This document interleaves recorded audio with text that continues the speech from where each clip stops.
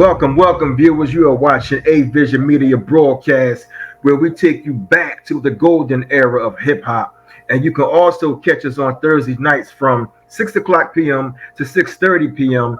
on Comcast Network. That's every Thursday night on Comcast Network, Xfinity, channel 66, 966 HD, Fios 29 and 30, Roku, Apple, and Philly Cam TV. Peace. How y'all doing, man? Viewers, we got the man, Pop the Brown Hornet. This man head goes back. He got hit songs. He was with GP Woo, I'm correct? GP Woo was the group. the record label name, but GP the Grain for those who know was really good. Yes. Okay. Yeah. So I don't know why they had GP Woo. Yeah, no, they do. They do. No, that's not a mistake.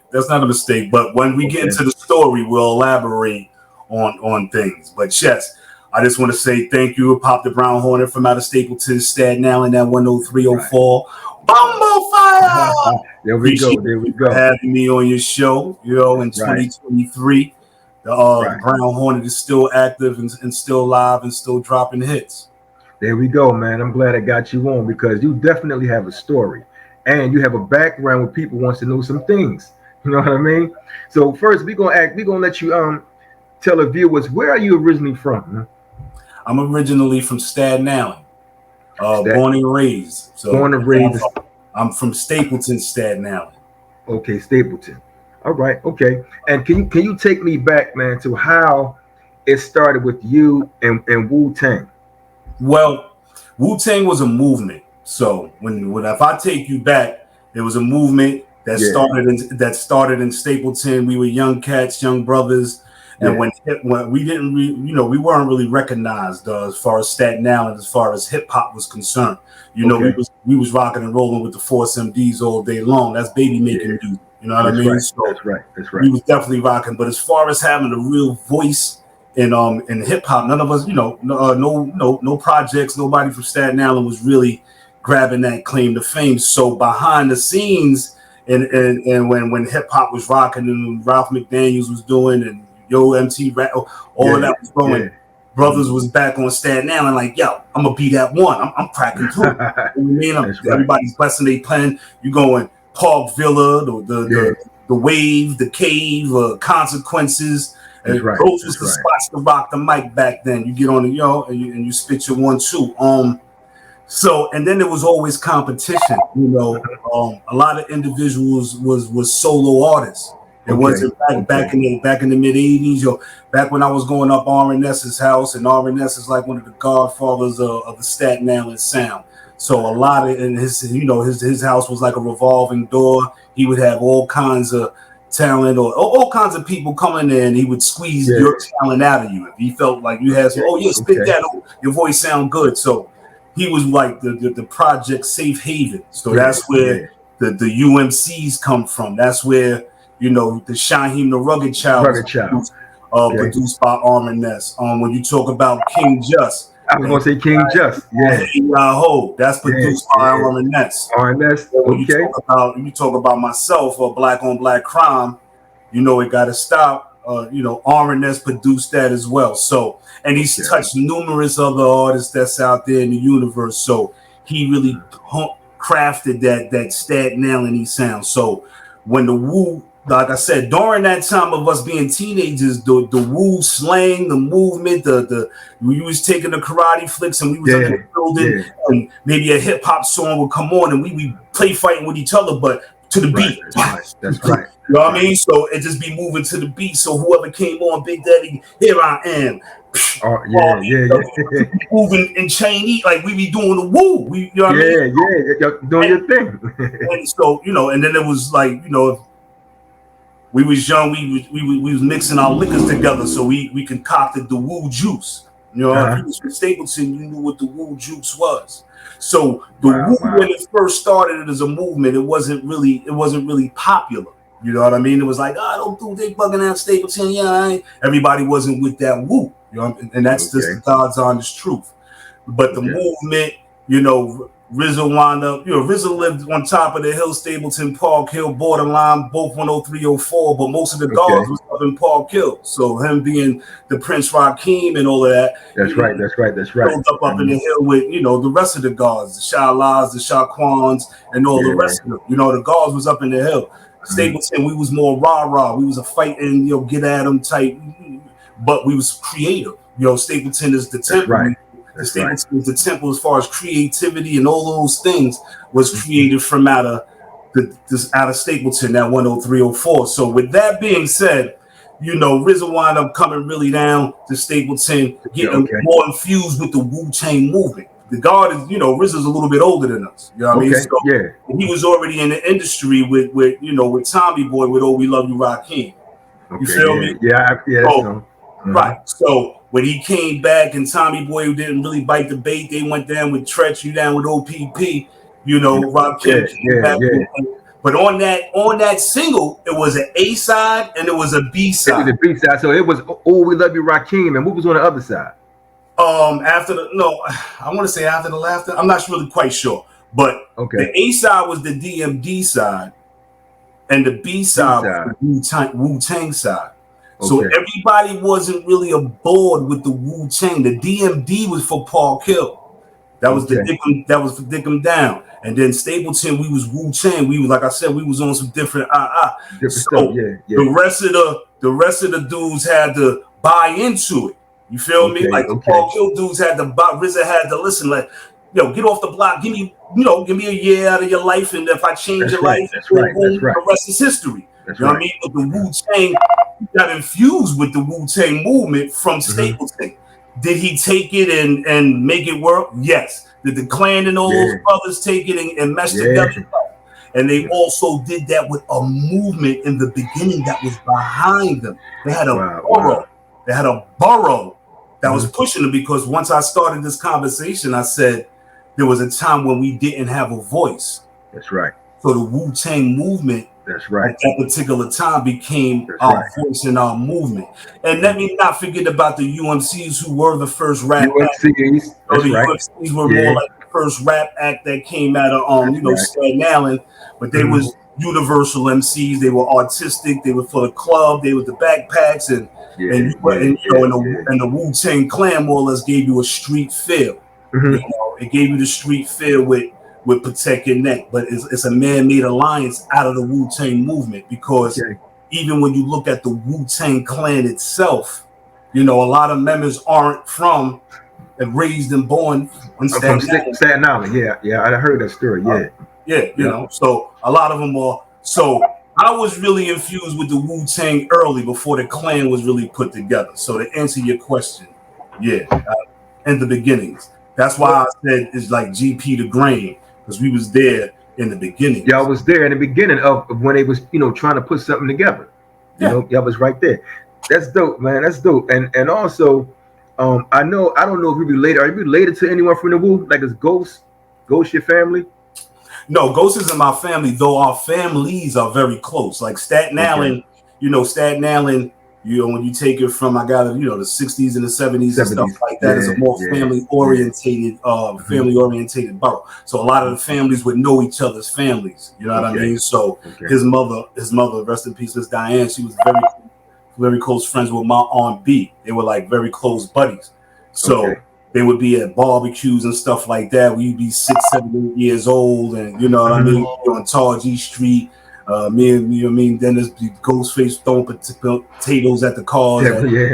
Like 9, 10. You know what I mean? So we grew up like we would be cousins, but like I said, Staten Island is a very family orientated, and people do have big families. So, but I'm not his blood family. No. Okay, well that's cool, man. I know, like I said, I know the story go back, man, because everybody wants to know how did it happen between you and the Wu. So after all this was going on, where did Kill Army and Sons of Man and that group, how did they come to be a part of that too? Because I know just a little. You could talk about it briefly. How did Kill Army and Sons of Man come on too? Yeah, that's more or less RZA's doing. I mean, RZA, after he assembled the Clan, he started assembling other groups and family members and boom, boom, you know what I mean? Going to Brooklyn and going to the West Coast. Okay, just picking up everybody. And grabbing and making the killer bees and so forth and so on. So they come underneath the RZA, but you know, even a lot of those members would come through Stapleton and feel like, yeah, we in the temple, like this is where it started. So I mean, brothers don't know each other's history as far as that's, you know, die hard like that. When I was part of GP Woo, we had our own logo and everything. You know, our logo wasn't, you know, the W. Our logo was something totally different. If you know. Oh, okay. Right. So, and you know, I don't think it wasn't really taken from the industry that well. They would rather you probably come underneath that banner. But at the same time, like I said, we was never supposed to be GP Woo. We were supposed to be GP The Grain, have our own logo. But we got hit with the Woo stigma at the final hour when our album cover was being done, and that was like Hank Shockley's idea. You know, Hank Shockley, Daddy-O, they was our A&Rs at the time, and they more or less pitched the idea. But you know, in hindsight, to this present day, it was like, you know, our situation, GP situation was it was infiltrated with Wu-Tang. So Wu-Tang was already successful. I think, you know, RZA and you know, the A&R, they already had a relationship. They already had a relationship with each other.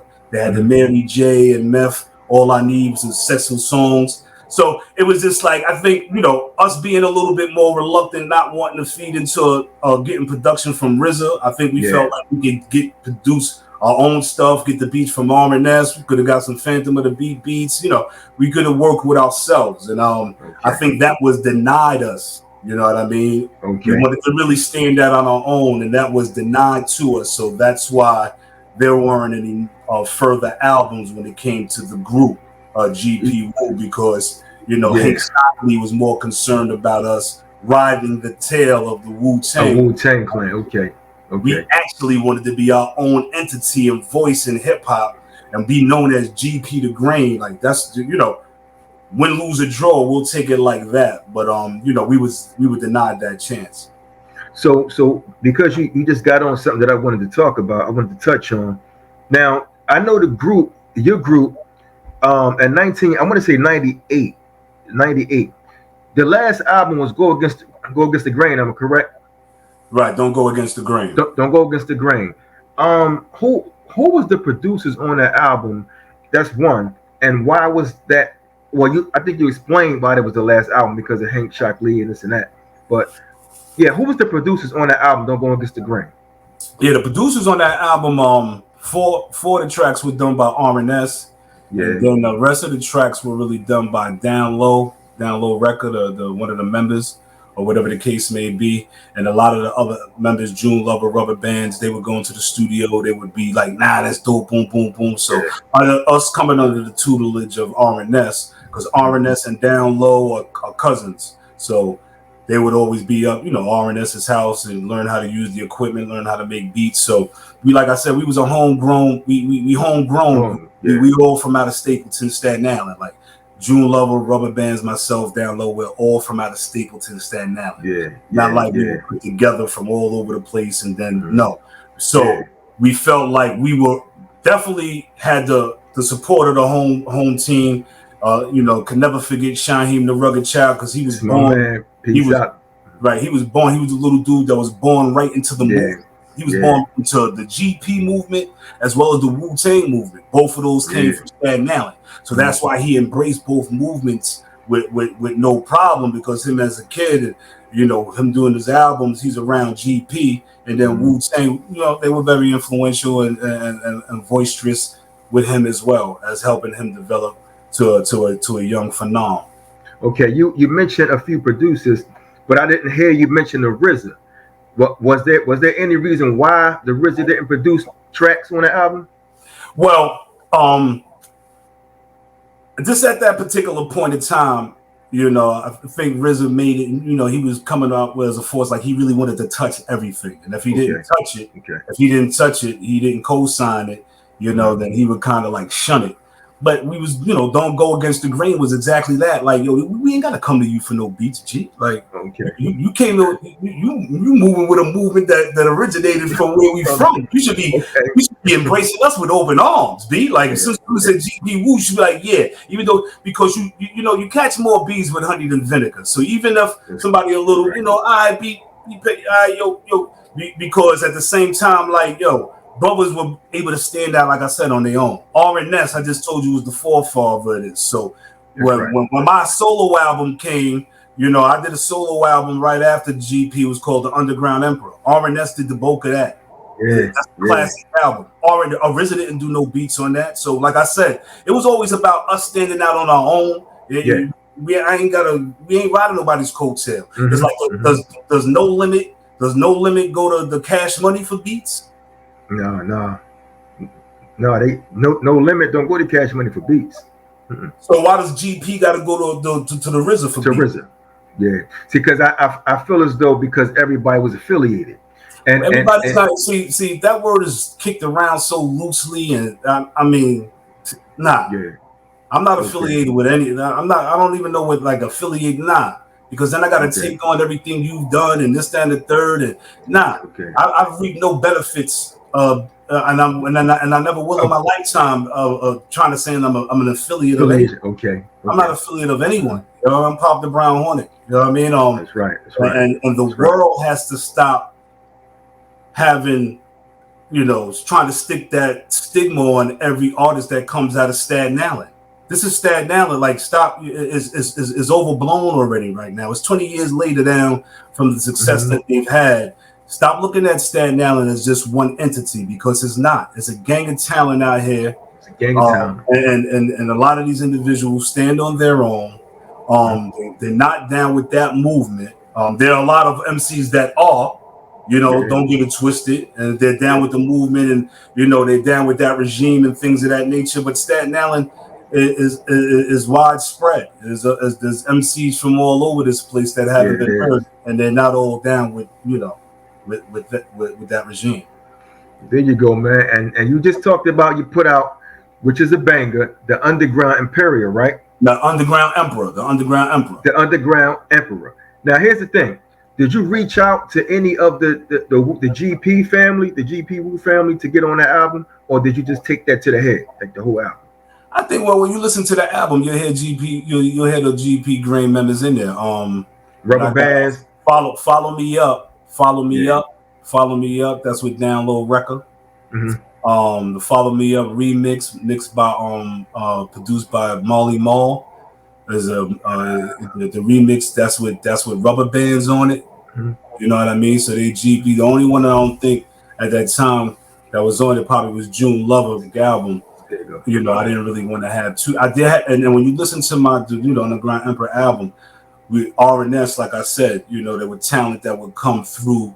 That's how his house was. So when my album first comes on, is his cousin Tanise. She's like, "Duck for cover, D from Babanda. It's the Underground Emperor." Well, we got different voices, and then you got you got Trife the Guard up there with no Trife. Okay, Trife. That's Trife's debut coming out before he started running with Ghost Dini. You know what I mean? So and if you listen to I got Ken Du, was an up and coming artist. My album, I got from Black Street. Chauncey Black is on Chauncey, Chauncey's on the joint. Listen, I don't want to forget anybody, but I always wanted to show love, always keep the brotherhood, but at the same time show a force of lyricism, coming out of Stapleton, Staten Island. So that Underground Emperor album was just like, and it didn't have to be produced. It was produced by the home team. That was produced by R&S. I got a beat from Phantom of the Beat, and I got a beat from his brother, Boo Hoo. They was producers or whatever the case may be, but banging out. Yeah, I can take it back, man. Like, you have a lot of bangers. I can take it all the way back to, of course, First Things First, Two Gats Up, Don't Go Against the Grain, Blow Up, Smoking. Like you have some bangers, right? And now you come out with this album, The Emperor, right? Do you feel as though you you've got the right exposure for yourself, and that people really heard everything on you. Like, because sometimes I don't know if you're doing it independently or you have a label behind you, but do you feel as though that you putting yourself out there, that people really hear everything you got, because you got some bangers, man. I mean, it's like hidden gems. I mean, I know I'm a Okay. hidden gem. I probably, very underrated. Because I probably didn't get the exposure, and I don't get the, Yeah. the Yeah. love from the comrades. Like, yo, bring them, Okay. never offered to come through and this, that, and the third, because Okay. I speak my tongue. I don't bite my tongue. I speak what I feel. And a lot of individuals aren't like that. A lot of people shuffle their feet, or a lot of Right. people, That's right. they bow down to the powers that be. So, Yeah. through the Yeah. fact that I'm not that individual, when I took a long hiatus. I was gone from the game for a minute before I came back. So, and I work 731 out here in New York. So I'm local 731. Shout out to all my union workers out there, whatever you are, electricians, plumbers, carpenters, and all of those Yeah. things. Yeah. But that's what I did for 20 years. You know what I mean? So when Oh, okay. when the music wasn't kicking, I went to work. That's right. That's right. Yeah. I'm vested. I'm all of that. I wasn't missing no meals and things of that nature. And back then, like you get signed to these labels, and you expect them to put certain effort into it, because when you're making this album, you putting your all into it. So you kind of Right. want the same Right. thing reciprocated back for you. You want that Mhm. same energy, and when you don't get that energy, and there's a lot of stagnation, and then a lot of fumble. My project got fumbled. So with that being had, and it didn't get a fair shot. So. That's right. Yeah. I was kind of exiled from out the game, and my resurgence was like, I was going long enough. I'm listening to the game, and I'm just saying, my resurgence is for hip hop. It's not for anything else. I've been going so long, I've been counted out. So anything that I do this, further, it's for my legacy. It's to let it know that I still have it, and I do it for the hip hop. I do it for the hip hop world out there. There's Yeah. people out there that still crave That's right. lyricism, That's right. hip I'm hop, one of them. I'm one of them. You right. right. Yeah. So, I'm gonna use the same format that I've been using. I'm not changing up anything, or whatever the case may be. And like I said, I find it a blessing that the music industry has moved to where it's at platforms like it's at now. So That's right. That's right. artists who you might have heard of before, didn't hear enough of before, now he gets to do some interviews. You get to hear his voice besides just on that record. That's right. How he's thinking, or how he like. They want to hear all of that. Well, we living in the time of content right now. So that's right. That's right. So it's a little easier now.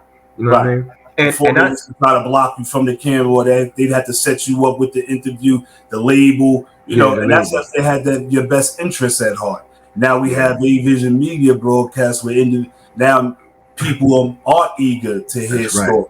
That's right. That's right, man. And I know you in '93, man, like I said, you had bangers again, man. Cause I put some up. I play some on my platform. So you see what I do. Now, your writings back then, I mean, you was hard, man, underground. I mean, you was bringing it. Do you feel as though 2023, because you said you took a 20-year break almost, right? Mm-hmm.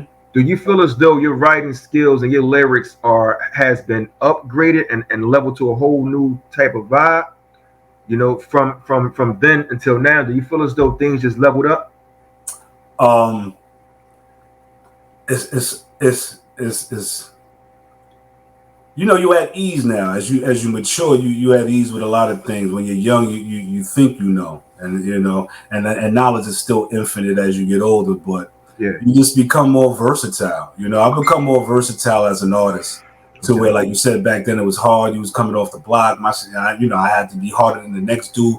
And like I said, I always wanted to be creative and things of that nature. But hip hop, I think, brings a certain, depending on, hip hop is versatile, but how I was coming back then was very, very aggressive. I still hold that. I still hold it, and I got to know how to balance it, or whatever the case may be. Mm-hmm. And, but I just think the mind is much more powerful than it was then, even though with great writing, great songs. Black on Black is a great song. It is. For that time, It stands the test of time. Unfortunately, it's still prevalent and relevant to this. Exactly. Unfortunately, Mm-hmm. it has to stop, but it could still be played on the radio right here, right now, today. That's right. And be impactful. But the powers that be wouldn't want to do that because they like their agenda. Their agenda we're playing right into everything, unfortunately, with the violence and with the self-destruction and with the we need more self-love, we need more togetherness, and that's what they're afraid of. And unfortunately, it seems like we're afraid of the same thing. That's what I was going to get to, man. Like, I'm glad you did speak on that. The powers to be, going their own route. But when you speak on black crime, the song you came out with back then, what are you doing now to make a difference? Are you dealing with teenagers to try to help them? Because that song right there was deep, and that song was back then, and now it has gotten worse from back then. So, are you making a difference with talking to the kids, or just trying to help them to better their lives? I'm not a heavy advocate like that. I mean, Okay. black on black crime definitely was a impactful. That's how I live day by day. So if I'm always you could just walk by me and get that type of energy. I don't hold no mass meetings. There are groups out here that do that. And they talk to the youth, and they get paid from the governments and government grants or whatever, and they go to the churches and they go out there and speak. But that's not really my forte. Not that I'm not against it. And if I needed to speak out for the kids or whatever to say, tell them better themselves and leave this nonsense alone. And it's all a booby trap and it's not worth it. We're just playing. We're playing the devil's game. It's not for us. We're meant to be so much more. We're so powerful. We're builders. Everything that we are, they've blocked us from. So we've kind of dumbed down with everything. That's right. A lot of other ethnic groups, they stick together and they make sure that their bright ones always shine. So we have to find we lose our bright ones in the street by unnecessary, gun violence and this, that, and the third, or be it drugs and overdoses. I mean, they're trying to get us every which way possible. Yeah. These new drugs right now, you could be your first time taking it and your last time taking it. That fentanyl and all this other stuff they got mixed in. Yeah, it's and there's kids, man, dying every day from that, man. Yeah. So we're living in a time really to whereas when I made black on black crime then, what am I doing now? Like, I had dropped one of my recent pieces that is streaming right now, Foreman Mandela, that was produced by Phantom of the Beat. One of the first singles off that was Straighten It Out. And it was just to get like, we have to, like, sometimes you can't have a closed eye. I mean, you in order for these streets to get better, you gotta talk, like you said, or you gotta talk to the kids or pull one or two aside, whoever that you penetrate. You try to find the leader of the pack and be like, yo, my dude, like, you ain't gotta be out here, like. And sometimes they come from broken homes or they come from the struggle, or they think you can't identify with them and things of that nature. So you have to create job opportunities. You got to create trade opportunities. We don't have any programs that teach these kids trades. So back when in New York, when they stripped the high schools of the trade, I think that in the 90s and things, they really done away with it. Because that was something that was taught to these kids on how to use their hands. And when they took that up out of the program, and all they use their hands now for is for negativity. They don't use their hands to do any trades or and that's part of survival. Electricity, carpentry, plumbing, and these are the necessities of survival tactics. I mean, if we was to go to war tomorrow and bunkers had to be built and things of that nature, messed up in the hood. That's right. Messed up in the hood. I mean, they maybe throw you I got the ratchet, but as far as building anything, gonna be far in between, and that's a sad scenario. So, I mean, there's so much cleansing that we need to be done. I think a lot can be done with the music. Sometimes, like I said, it's not going to affect everybody. Sometimes it takes a little bit longer. My music is cooked. You know, it's not microwavable hip hop. That's right. Sometimes it might take a little bit longer for you to catch up or digest what I was saying. Like, oh yeah, yo, he was, you know, because the radio, I have you dumbing down. The radio plays into whatever, you know, that the powers that be want. Yo, if they want to say, you know, this is what the agenda is, you know, we want to saturate the radio with drugs and violence, so we could overpopulate the jail systems and things of that nature. And they put out the artist that's gonna speak that rhetoric, and then the masses follow suit. The masses, you know, they know that them algorithms, and they play that they play them frequencies hit over through that airwave. They know what they're doing, and man. You know, people's caught up in the matrix. You know, it's hard for you to fight out. And I think that these radio stations, you know, they play a key to it, because a lot, you know, absolutely. A lot of what they're playing and a lot of what our kids are listening to, isn't healthy. It's toxic. It's definitely toxic, man, and it's not the same. It's watered down, and like you said, the powers to be, they love this. I mean, they love what's going on, and that they're not going to change anything. And I wanted to just piggyback off that. Can you talk about any challenges or obstacles you faced as an underground MC or MC? How have you overcome them?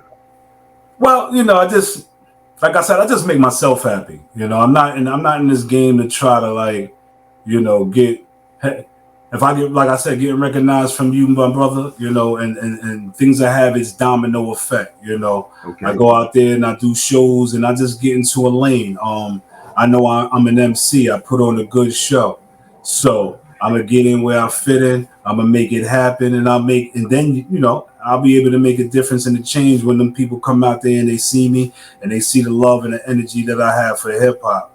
You know, that's what I'm out to display. I'm out to make good music.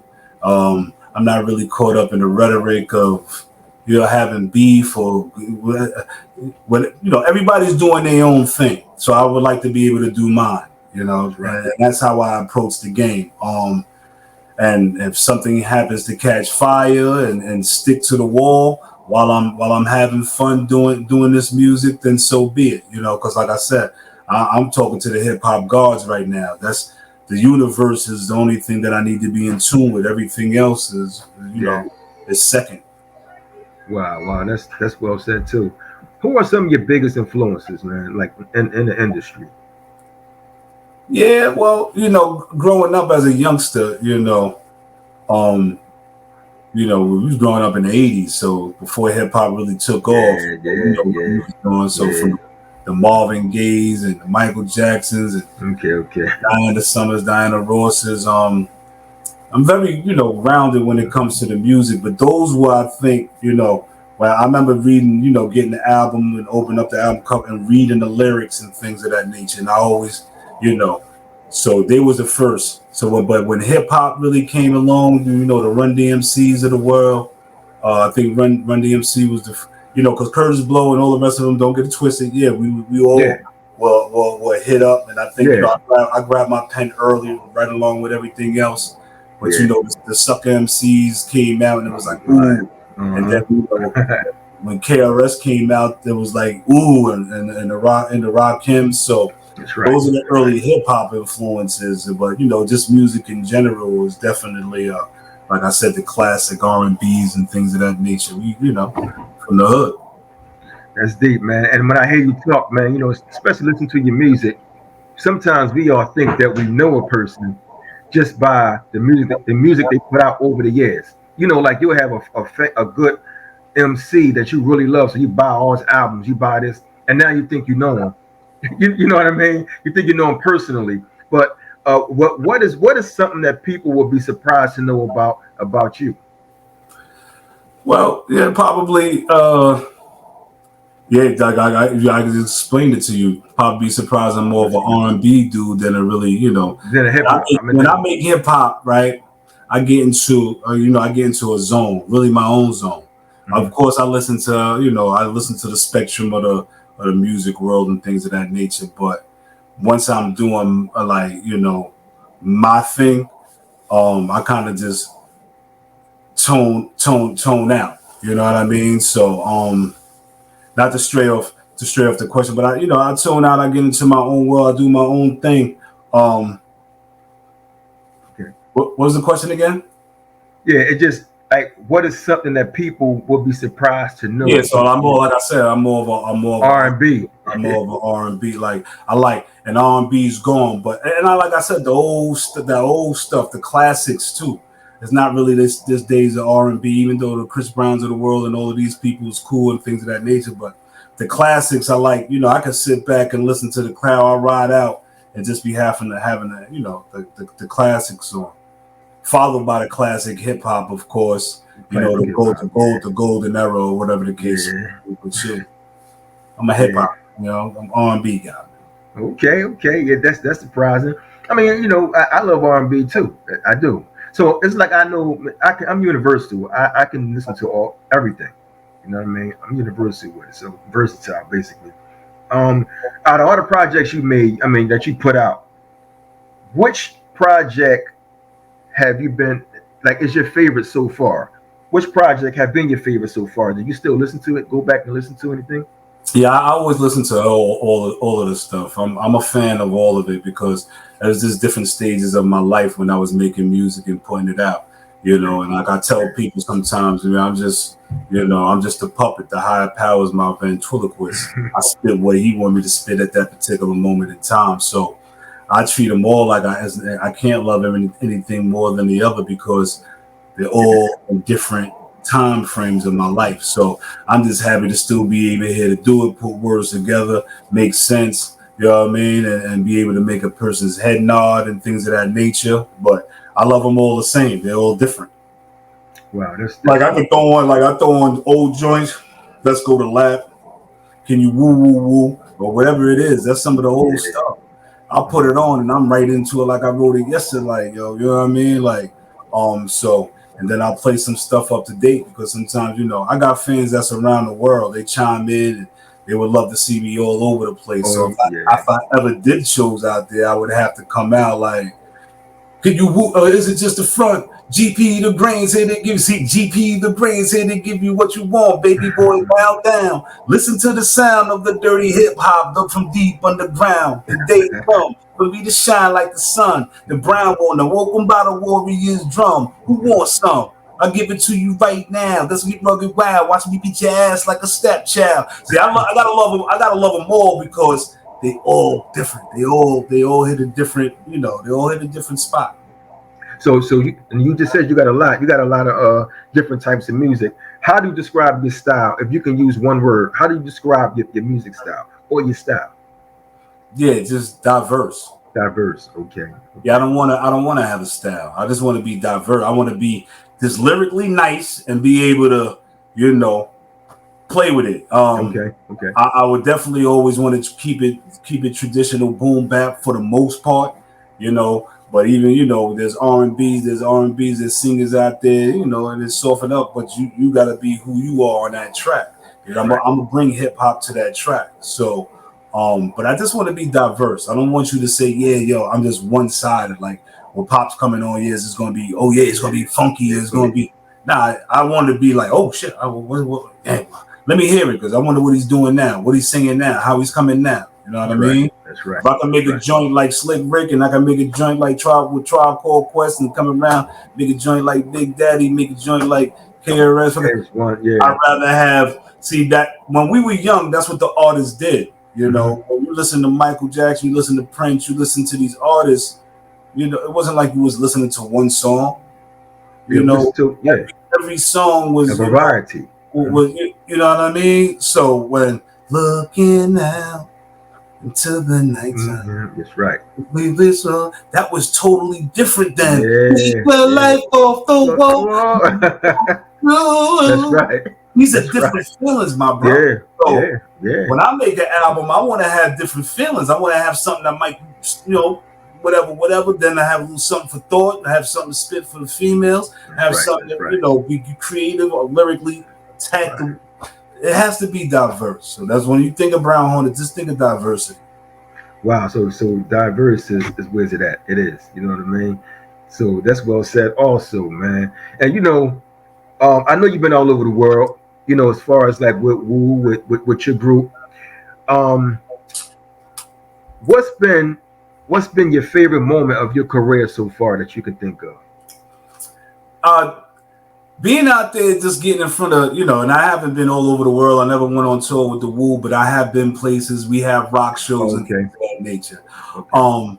But yeah, just the energy itself. I think anytime you get on the stage, wherever you are, and you see people, saying your rhymes back to you. I Yeah. mean, you could be this in Yeah. different places. This is I remember being in New Orleans, and I'm not, sure no more constant war. I mean, you get the dudes from out of They singing with you. singing with you. You know what I Oh, mean? Not too that's so long cool. ago, there was a brother from Brazil. He Yeah. was he was singing my whole rhyme, right? He was recording. He was on so I'm not sure no more constant war. Then he sat down and started talking and saying my rhymes. Huh?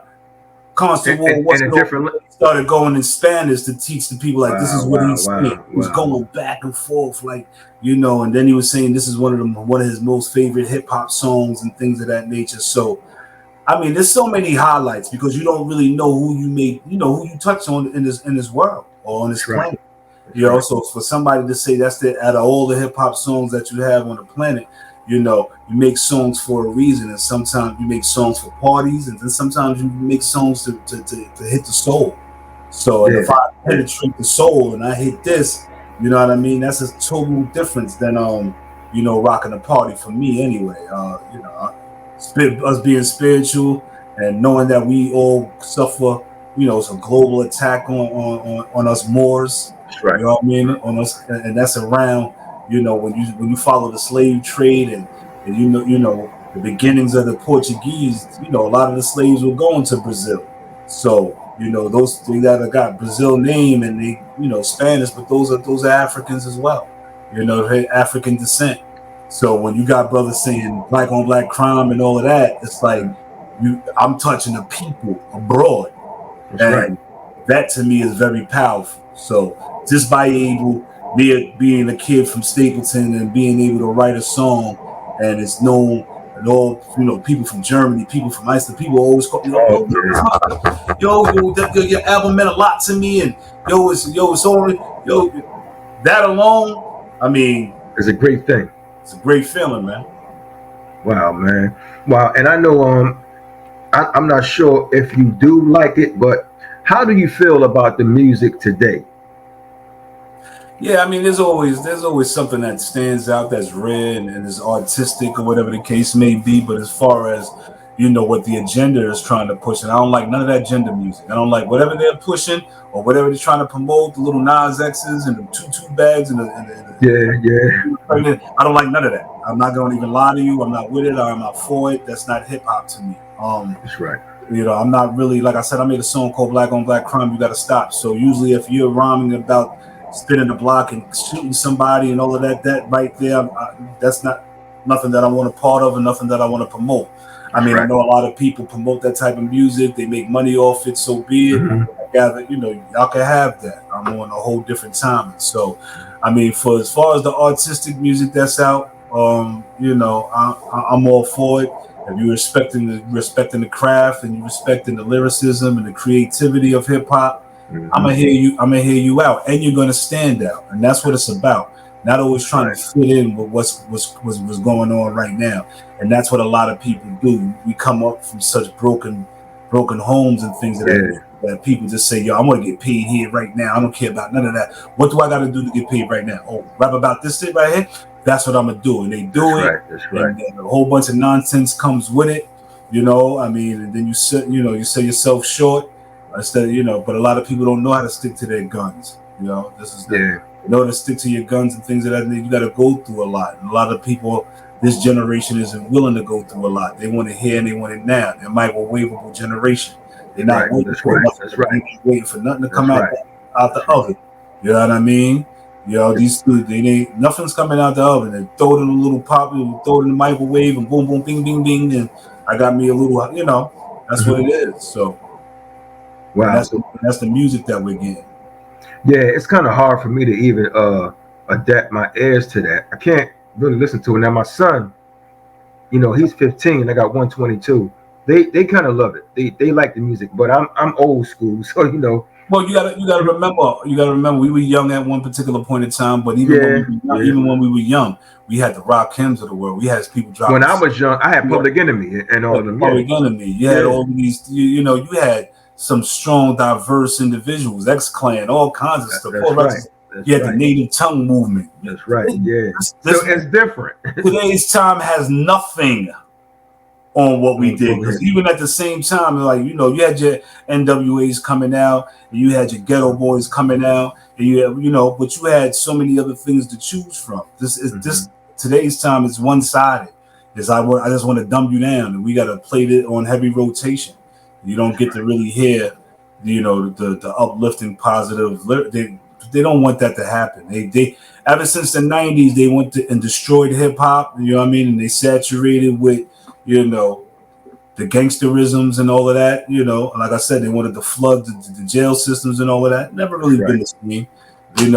2005 probably was the end of that, and everything now is hip hop and R&B ish, or real That's exactly what it is. That's exactly what it is. And when you hear your name, like, what is the meaning? And for the viewers that don't know, what is the meaning behind the name Pop the Brown Hornet? Yeah, so for those that may not know, Pop the Brown Hornet is the name that I got off the Fat Albert show, or the Fat Albert, Bill Cosby's cartoon, Fat Albert.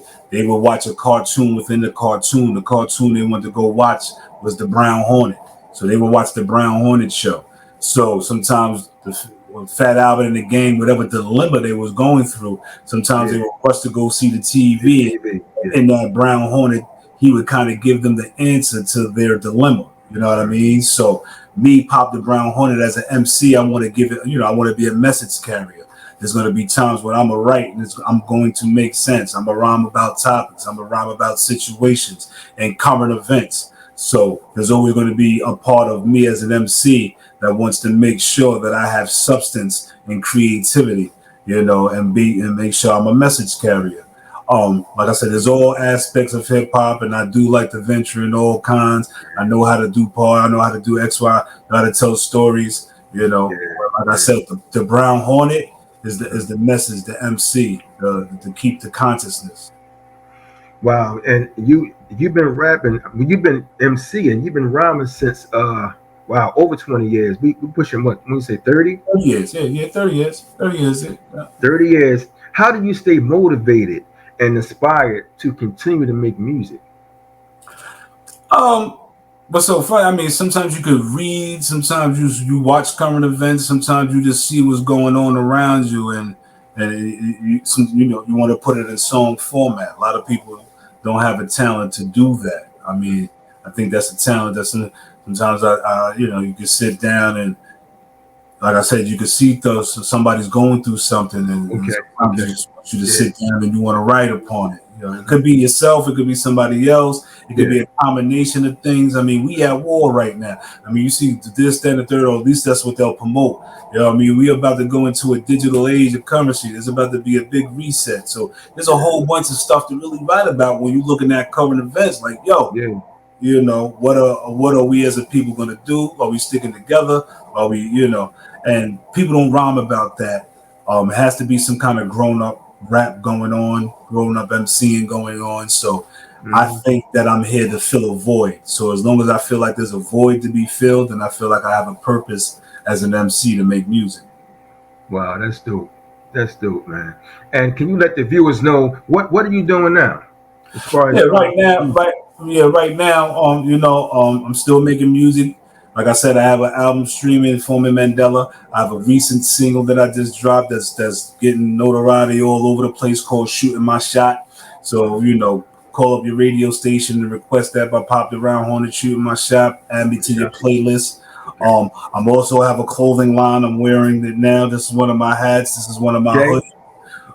So www.statenflystation.shopify.com. So that's statenfly.station.shopify.com. So like I said, own clothing line and things of that nature. And so I'm just staying active, making the music, like I said, once again, and working on the clothing.